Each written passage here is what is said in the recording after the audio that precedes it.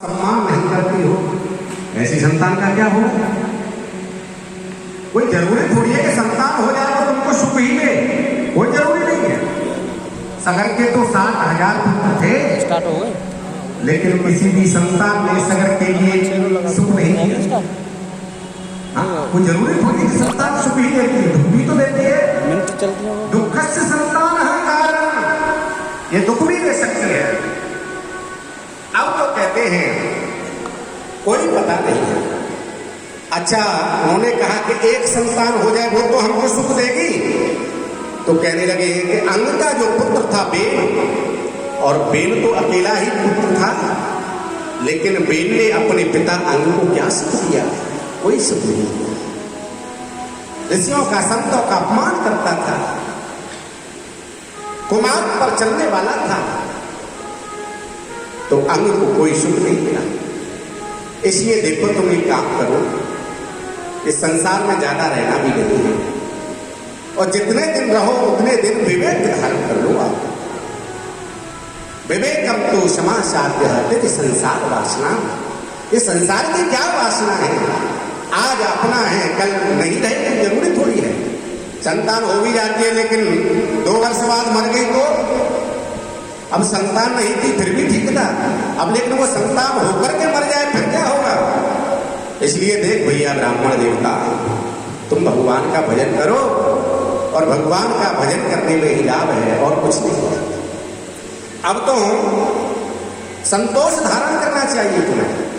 उन्होंने कहा अब तो ब्राह्मण भी, भाई कर्मकांडी ब्राह्मण था, वो संत महाराज से पूछने लगा, महाराज जिसकी संतान नहीं होती है तो पिंडदान कौन करेगा उसका? अब जब पिंडदान नहीं करेगा तो बिना पिंडदान की गति कैसे होगी? अब बड़े प्रेम से सुनना है आप लोग। कहते हैं पिंडदान, पिंड किसे कहते हैं? पिंड माने शरीर, पिंड माने शरीर। जीते जी ही इस शरीर को अगर भगवान के समर्पण कर दो तो आपको भगवान का धाम मिल जाएगा। अच्छा, एक बात बताओ कि जिन लोगों के लिए पिंडदान होता है, भाई प्राय करके सब लोग जिसके संतान होती है पिंडदान सब करते हैं, लेकिन पिंडदान करने के बाद में क्या उसकी गति हो जाती है? अरे आटे के पिंड बना करके दान करते हैं ना, पिंडदान। अरे भैया, इन पिंडदानों से ही अगर गति होती तो संसार में सब लोगों को भगवान का धाम मिल जाता। इन पिंडदानों से कुछ नहीं होने वाला है। वो तो जीवन में जो भी कर्म किया है वह कर्म ही उसके साथ में जाता है। इन पिंडदानों से और आटे के ये पिंडों से कुछ नहीं होने वाला है। अगर आपको समर्पण करना है तो आप जीते जी ही भगवान के भक्त बन जाओ, भगवान को समर्पण कर दो, फिर जाने पिंडदान हमारा हुआ कि नहीं हुआ कोई पता नहीं है। बोली गोविंद भगवान की जय।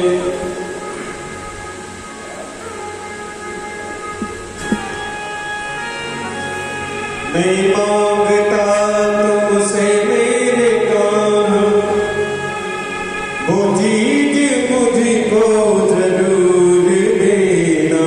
जय हो, जय हो। मिले जमाने की सारी खुशियाँ, मगर न मुझको गुरूर देना। मिले जमाने की सारी खुशियाँ, मगर न मुझको गुरूर देना।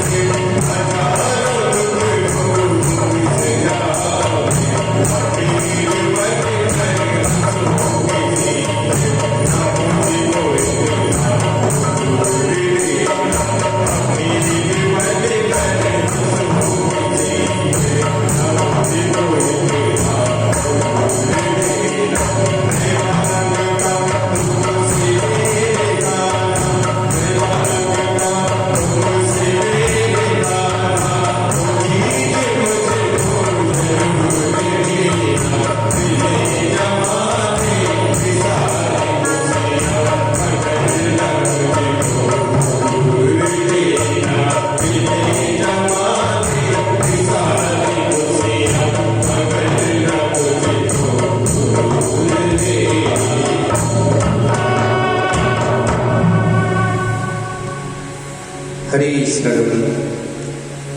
बस भगवान से यही प्रार्थना करो सब, हमारा पिंडदान जाने कौन करेगा, कैसे होगा, क्या होगा, क्या नहीं होगा, हमारा संस्कार कैसे होगा, इसका कोई महत्व नहीं। महत्व तो उसका है जो जीवन में आपने किया है। जैसा आप करके जाओगे वैसा आपको मिलेगा, ये निश्चित है। आटे के पिंडों से कभी किसी की मुक्ति नहीं होती। इसलिए कहते हैं ये तो हे ब्राह्मण देवता, ये तो ईष्णा है, तृष्णा है संसार में। कहते हैं सबसे पहली तृष्णा कौन सी है? पुत्र ईष्णा। पुत्र की प्राप्ति हो गई लेकिन अब धन नहीं, तो समस्या है ना भाई। गरीबी में जीवन रहे, संतान हो गई, अब क्या करें? तो दूसरी स्थिति होगी वित्तेषणा। धन कहां से आएगा और बिना धन के काम कैसे चलेगा? कह रहे हैं चलो धन भी मिल गया, पुत्र भी मिल गया, फिर तीसरी इच्छा फिर हो जाती है लोकेषणा। संसार में मेरा नाम हो जाएगा। कंचन तजना सहज है, सहज प्रिया कालेह, मान बड़ाई ईर्ष्या दुर्लभ तजनाए। व्यक्ति एक बार के लिए संपत्ति को छोड़ देगा, धर्म पत्नी को छोड़ देगा, लेकिन मान सम्मान का बड़ा ध्यान रखता। हाँ, ये तो छूटना बड़ा कठिन है। बड़े बड़े संतों को ये मान बढ़ाइए घेर लेती है और घेर करके ये अंधेरे कुएं में डाल देती है। मान बढ़ाई से भी तो बचना है। इसलिए देखो, तुम चिंता मत करो, तुम भगवान का भजन करो। अच्छा कोई बात नहीं, ऐसा एक काम करो, अपुत्रस्त गतिर्नास्ति। चलो पुत्र के बिना गति नहीं होती, चलो तेरी बात मानते हैं, तो पुत्र को तुम गोपाल जी को बना लो ना अपना पुत्र। हाँ, गोपाल जी तो है ना, अब अपना पुत्र गोपाल जी को मान लो। जिसका पुत्र नहीं है वो गोपाल जी को अपना पुत्र मानो। और गोपाल जी तो सत्य है ना, वो तो पहले से भी है, आज भी है, हमेशा के लिए रहेंगे गोपाल जी। और गोपाल जी से जो भी कामना करोगे वो गोपाल जी आपको देंगे निश्चित। अनन्य ममता विष्णु हो, ममता प्रेम संगता, भाव सेव सांग्रात्मा मुदहि प्रेमा निगद्यते। अनन्य ममता रखो, भगवान में ममता तो रखो लेकिन अनन्य होनी चाहिए। और भगवान फिर आपका पुत्र का फर्ज निभाएंगे कि नहीं निभाएंगे, ये गोपाल जी करते हैं इस बात को, निश्चित ही निभाएंगे उस फर्ज को। लेकिन प्रेम भगवान से कैसा हो? अनन्य होना चाहिए। अब माने नहीं, अन्य माने दूसरा। ये बेटा भी मेरा, ये घर भी मेरा, ये परिवार भी मेरा, ये गांव भी मेरा। तो भगवान कहते हैं ये सब तेरा है, तो फिर अब मेरा क्या काम है यहाँ?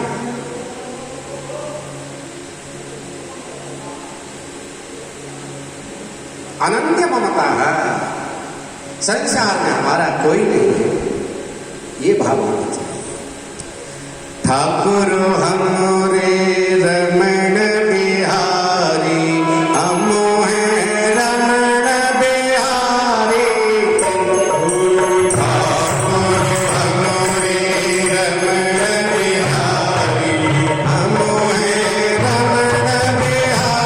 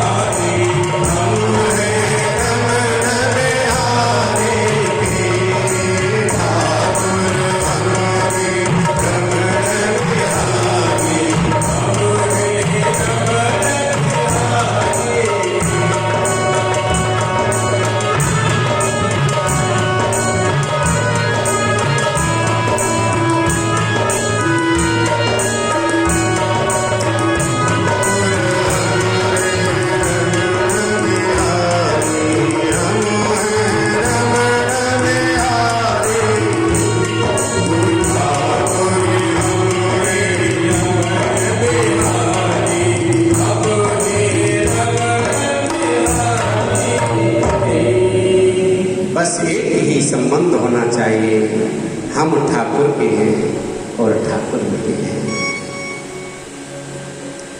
संसार में चाहे कोई बुराई करो चाहे भलाई करो, कुछ भी करो, हमें न तो बुराई से मतलब है नहीं किसी की भलाई से मतलब है।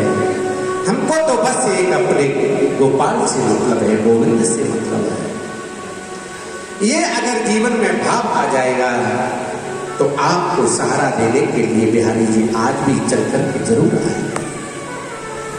आप लोग कहेंगे कि हमको क्यों नहीं आती है, इसमें एक समस्या यही है कि हमारा अभी अनन्य भाव नहीं है भगवान के प्रति। हमारी ममता तो सब में है ना, संसार में ममता बसी हुई है। सच्ची ममता अगर गोविंद में जिस दिन हो जाएगी, वो गोविंद आपके पीछे बिना रह नहीं सकता है, आपके पीछे होंगे। अब तो यहां पर बहुत समझाया लेकिन समझ में नहीं आया। आत्मदेव ब्राह्मण रोते हुए जा रहे, महाराज तुम उन घर गृहस्थियों के जीवन को क्या जाने थे, तुम तो संत है ना, संन्यास शुष्क ये वही। अरे सन्यासियों का जीवन कोई जीवन थोड़ी है जो कि न घर का मतलब है न भोजन का ठिकाना है, कुछ नहीं है। अरे महाराज जब तक छोटे छोटे बच्चे किलकारी देकर के आंगन में नहीं घूमे तब तक गृहस्थ का क्या सुख है। बाहर से जब हम लोग कहीं से भी आए तो घर में प्रवेश करते हैं तो माने छोटे छोटे बच्चे पापा पापा कहकर के बुलाते हैं। तुम क्या जाने, तुम तो संत है ना। कितनी भी थकावट होती है, बोले छोटे छोटे बच्चे जब किलकारी करके गोदी में आते हैं वो सारी थकावट दूर हो जाती है। तुम घर गृहस्थी के धर्म को जानते नहीं हो, तुम तो संत हो महात्मा। लेकिन हमने तो सुना है कि संत तो बड़े परमार्थी होते हैं, जो काम दवा से नहीं होता है वो दुआ से हो जाता है। तुम चाहो तो मुझे संसार दे सकते हैं। अब तो संत महाराज उस ब्राह्मण के भाग्य की रेखा को पढ़ने लग गए। जैसे ही भाग्य की रेखा को जैसे ही पढ़ने लग गए, अब तो कहते हैं कि भैया हे ब्राह्मण देवता, सप्त जन्मावधि पुत्रो नहीं बचा। अरे एक जन्म की तो चलती क्या है ब्राह्मण, तेरे भाग्य में 7 जन्म तक संतान का योग नहीं है। अब तो भैया एक जन्म की चलो हो जाती, 2 जन्म की हो जाती, 7 जन्म तक संतान नहीं। अब ब्राह्मण तो और ज्यादा रोएगा कि कम रोएगा, ज्यादा रोएगा ना। अब तो जोर जोर से रोने लगेगा और कहते जा रहे हैं, देख संत भगवान, अगर तुमने संतान नहीं दी तो तेरे ही चरणों में अपना गोविंदाय नमो नमः कर लूंगा। अब संत ने सोचा कि भैया हम संत और ये क्या आफत पड़ गई हमसे, अगर ये मर गया तो हमको तो हत्या ही लग जाएगी। अब तो गोपाल जी का भजन करते हुए कह रहे हैं कि भैया कोई न कोई उपाय करें। अपनी झोली में से एक सुंदर सा फल लेकर के और ब्राह्मण को दे दिया है और ब्राह्मण से कह दिया है कि इसको अपनी धर्म पत्नी को खिला देना। कुछ नियम भी बता दिए हैं कि ब्राह्मण देवता अगर सदाचार से तुम्हारी धर्म पत्नी रहेगी, सत्संग करेगी, भगवान का भजन करेगी तो संतान भी सदाचारी हो जाएगी।